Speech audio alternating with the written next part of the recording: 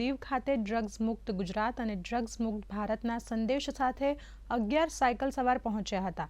11 cycle યાત્રિકો નારાયણ સરોવરથી દમણની યાત્રાએ નીકળ્યા છે। તેઓ દીવ ખાતે આવી પહોંચતા ફિટ ઇન્ડિયા દીવ ગ્રુપ દ્વારા તેઓને સન્માનિત કરવામાં આવ્યા હતા। દીવના એડિશનલ ડિસ્ટ્રિક્ટ મેજિસ્ટ્રેટ ડોક્ટર વિવેક કુમાર દ્વારા આઈએનએસ ખુખરી ખાતે યાત્રિકોનું સન્માન કરવામાં આવ્યું હતું તેમજ ડ્રગ્સના દૂષણ અંગે પણ માહિતી આપવામાં આવી હતી। આજે દીવમાં ઇનવિન્સિબલ એનજીઓ તરફથી એક ગ્રુપ આવેલું હતું જે નારાયણ સરોવરથી લઈ અને દમણ સુધીની સાયકલ યાત્રા કરે છે અને એમનો જે મેઇન ઉદ્દેશ છે એ છે નો ડ્રગ્સ।